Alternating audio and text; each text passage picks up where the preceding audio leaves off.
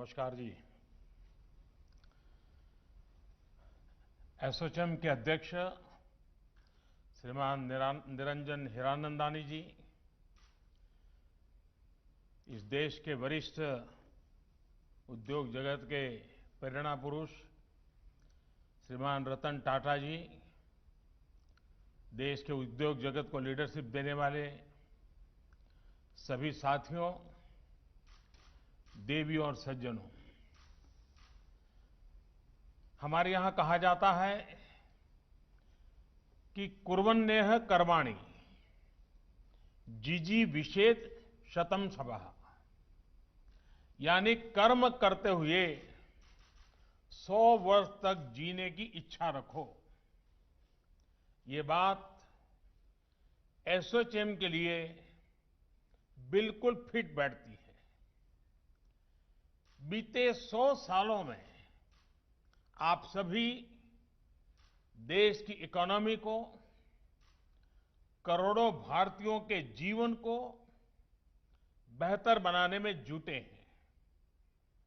यही बात श्रीमान रतन टाटा जी के लिए, पूरे टाटा समूह के लिए भी उतनी ही सही है। भारत के विकास में टाटा परिवार का, टाटा समूह का, उनके योगदान के लिए उन्हें आज यहां सम्मानित भी किया गया है। टाटा ग्रुप की देश के विकास में बड़ी भूमिका रही है। साथियों, बीते 100 सालों में आप आजादी की लड़ाई से लेकर देश के विकास की यात्रा के हर उतार चढ़ाव में भागीदार रहे हैं। एसोचैम की स्थापना के पहले 27 साल गुलामी के कालखंड में बीते हैं। उस समय देश की आजादी ये सबसे बड़ा लक्ष्य था। उस समय आपके सपनों की उड़ान बेड़ियों में जकड़ी हुई थी। अब एसोचैम के जीवन में जो अगले 27 साल आ रहे हैं, वो बहुत ही महत्वपूर्ण है। 27 वर्ष के बाद, आफ्टर 27 ईयर्स, 2047 में देश अपनी आजादी के 100 साल पूरा करेगा। आपके पास बेड़ियां नहीं, आसमान छूने की पूरी आजादी है और आपको इसका पूरा लाभ उठाना है। अब आने वाले वर्षों में आत्मनिर्भर भारत के लिए आपको पूरी ताकत लगा देनी चाहिए। इस समय दुनिया चौथी औद्योगिक क्रांति की तरफ तेजी से आगे बढ़ रही है। नई टेक्नोलॉजी के रूप में चैलेंजेस भी आएंगे और अनेक नए सरल सॉल्यूशंस भी आएंगे। और इसलिए आज वो समय है जब हमें प्लान भी करना है और एक्ट भी करना है। हमें हर साल के हर लक्ष्य को नेशन बिल्डिंग के एक लार्जर गोल के साथ जोड़ना है। साथियों, आने वाले 27 साल भारत के ग्लोबल रोल को ही तय करने वाले इतना नहीं है, बल्कि ये हम भारतीयों के ड्रीम्स और डेडिकेशन दोनों का टेस्ट करने वाले हैं।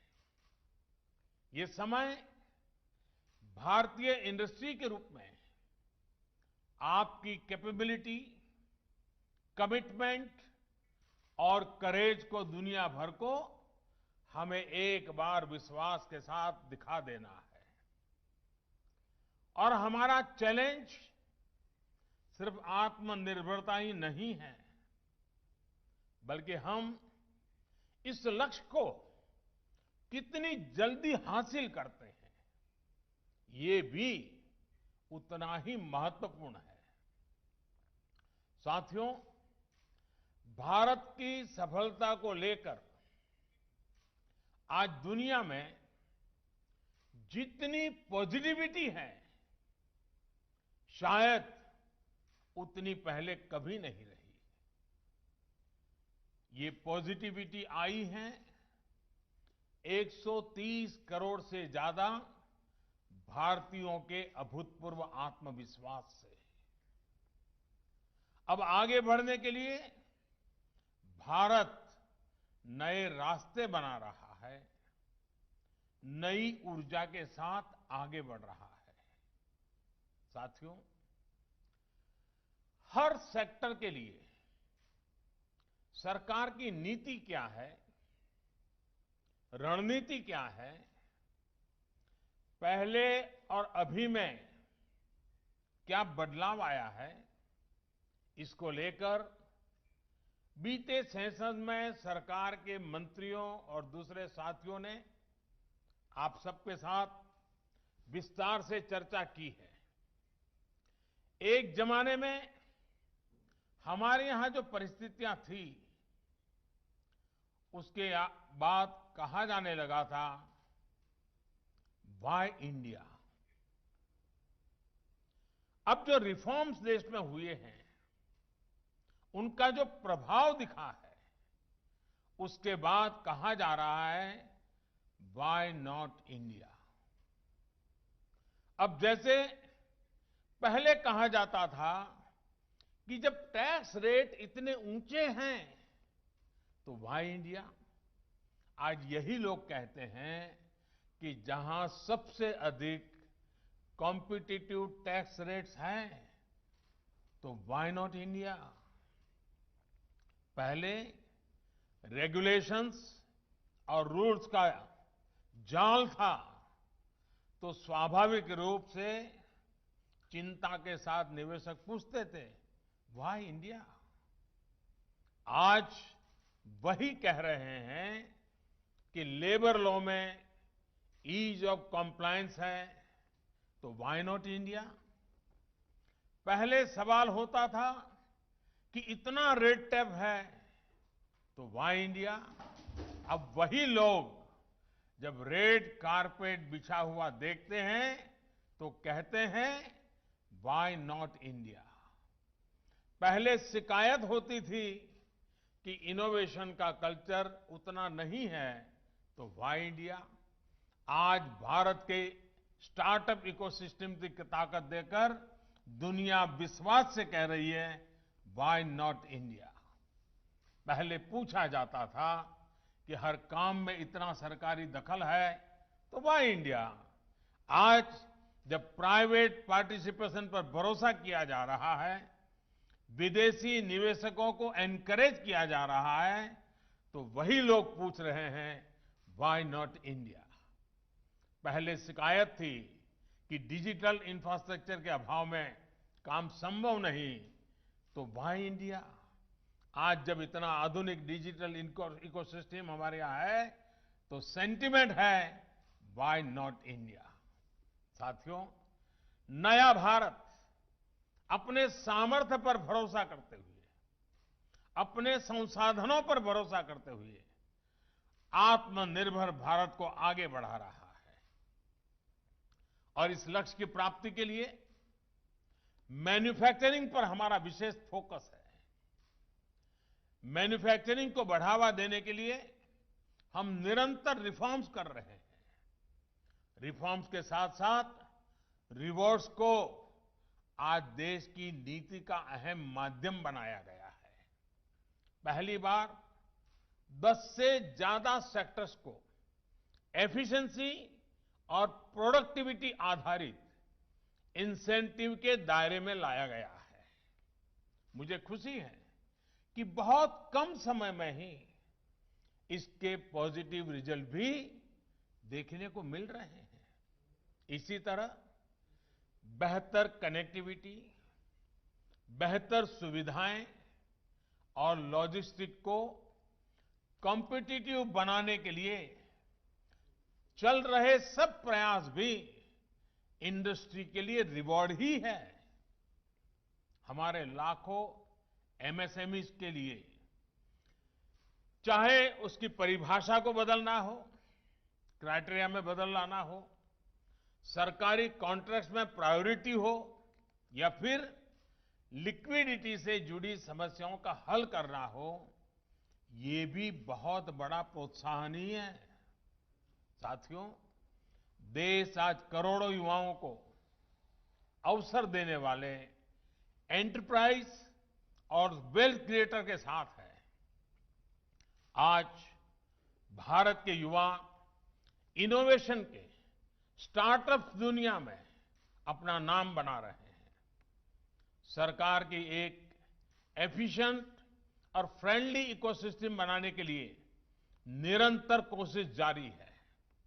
अब एसोचैम जैसे एसोसिएशन को, आपके हर मेंबर को भी ये सुनिश्चित करना है कि इसका लाभ लास्ट माइल तक पहुंचे। इसके लिए इंडस्ट्री के भीतर भी आपको रिफॉर्म्स को एनकरेज करना होगा। जो बदलाव हम अपने लिए देखना चाहते हैं, वही बदलाव हमें अपने संस्थानों में भी करने होंगे। जितनी लिबर्टी, जितना इंक्लूजन, जितनी हैंड होल्डिंग, जितनी ट्रांसपेरेंसी आप सरकार से, सोसाइटी से चाहते हैं, उतना ही इंडस्ट्री के भीतर विमेन के लिए, युवा टैलेंट के लिए, छोटे उद्योगों के लिए हम सबको सुनिश्चित करना ही है। हमें कॉर्पोरेट गवर्नेंस से लेकर प्रॉफिट शेयरिंग तक दुनिया की बेस्ट प्रैक्टिसेस को जल्द से जल्द अपनाना होगा। प्रॉफिट सेंट्रिक अप्रोच के साथ ही हमें उसे पर्पज ओरिएंटेड भी बनाएंगे तो सोसाइटी के साथ ज्यादा इंटीग्रेशन संभव हो पाएगा। साथियों, आपसे बेहतर ये कौन समझ सकता है कि ऑनेस्ट ओपिनियन का बेहतर डिसीजन मेकिंग में कितना बड़ा रोल होता है। कई बार हमें लोग मिलते हैं, कहते हैं कि ये शेयर बढ़िया है, ये सेक्टर बढ़िया है, इसमें इन्वेस्ट कर दो। लेकिन हम पहले ये देखते हैं कि वो सलाह देने वाला, तारीफ करने वाला खुद भी उसमें इन्वेस्टमेंट कर रहा है या नहीं कर रहा है। यही बात इकोनॉमीज पर भी लागू होती है। आज इंडियन इकोनॉमी पर दुनिया को भरोसा है। इसके प्रमाण है, पैंडेमिक के दौरान जब पूरी दुनिया इन्वेस्टमेंट के लिए परेशान है, तब भारत में रिकॉर्ड एफडीआई और पीएफआई आया है। दुनिया का ये कॉन्फिडेंस नए स्तर पर पहुंचे, इसके लिए डोमेस्टिकली भी हमें अपने इन्वेस्टमेंट को कई गुना बढ़ाना है। आज आपके पास हर सेक्टर में इन्वेस्टमेंट के लिए संभावनाएं भी हैं और नए अवसर भी हैं। साथियों, निवेश का एक और पक्ष है जिसकी चर्चा आवश्यक है।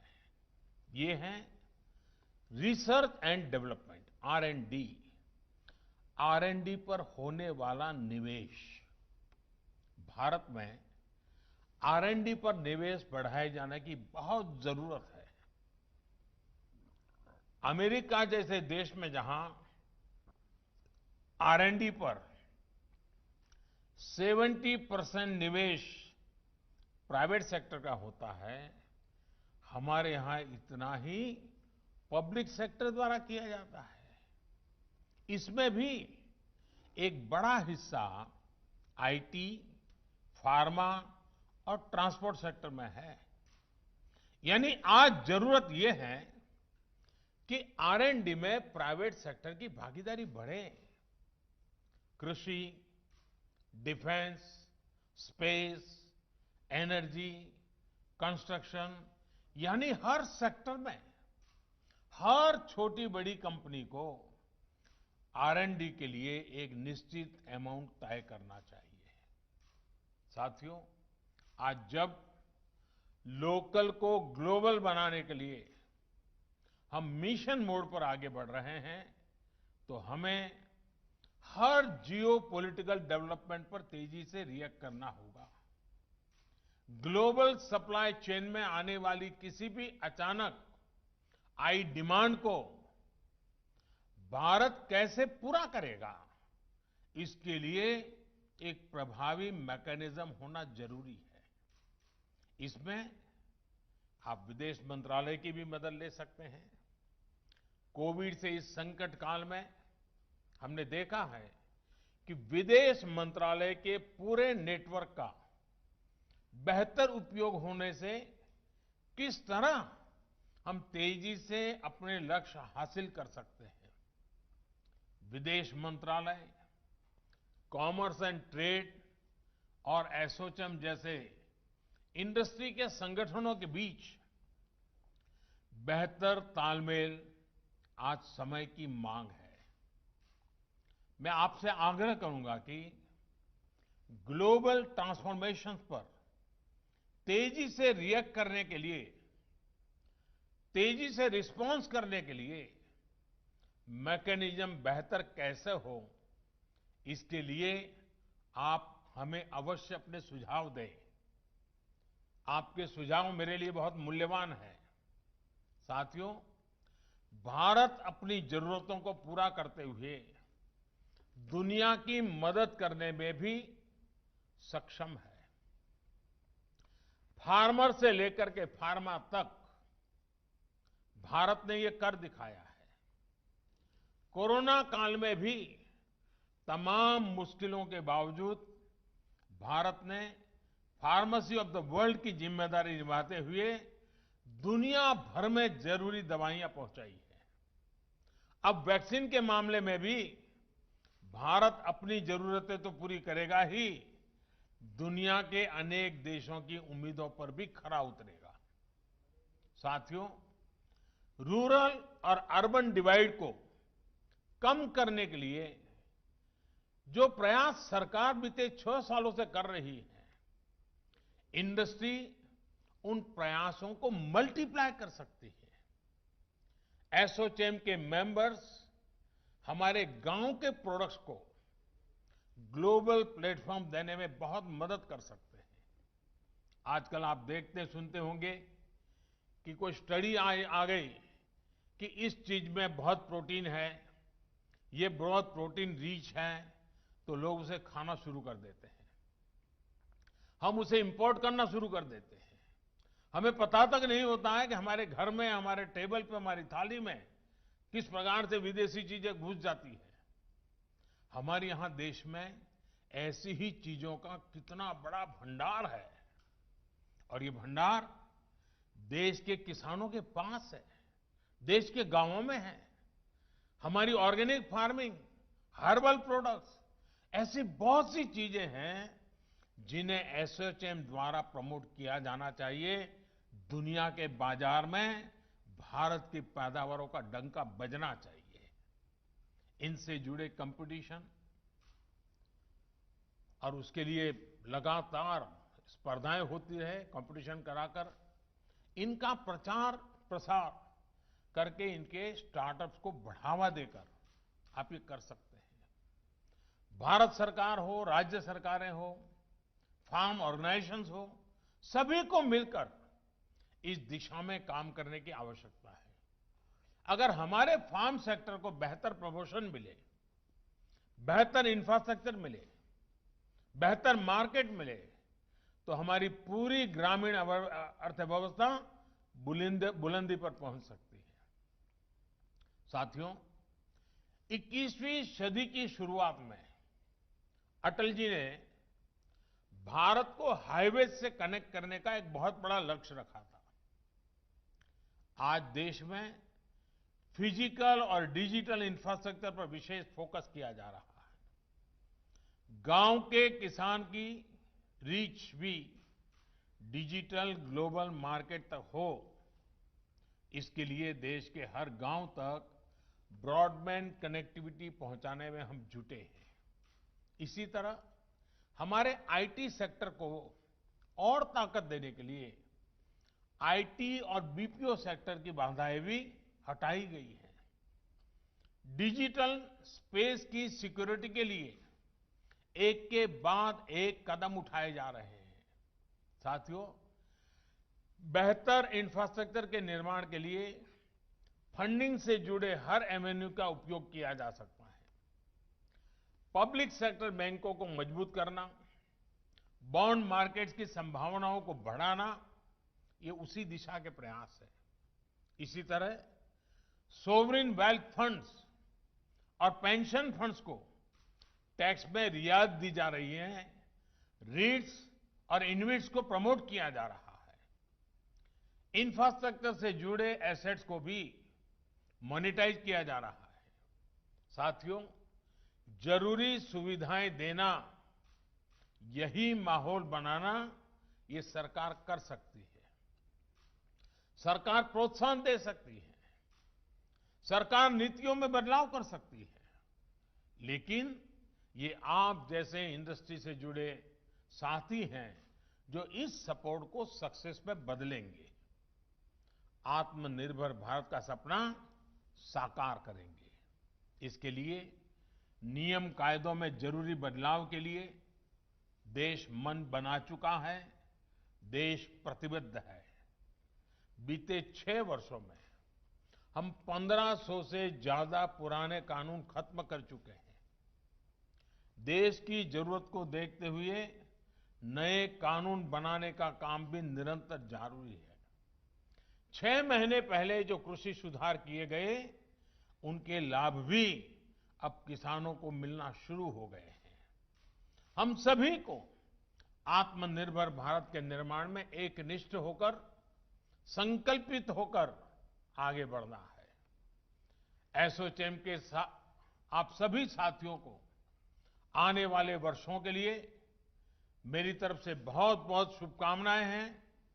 श्रीमान रतन टाटा जी को भी मेरी तरफ से बहुत बहुत शुभकामनाएं हैं और एसोचैम नई ऊंचाइयों को पार करे और 2047 आजादी के 100 साल आपके लिए नेक्स्ट 27 ईयर, उस लक्ष्य को लेकर के आज का ये आपका शताब्दी समारोह संपन्न होगा, ऐसा मुझे पूरा विश्वास है।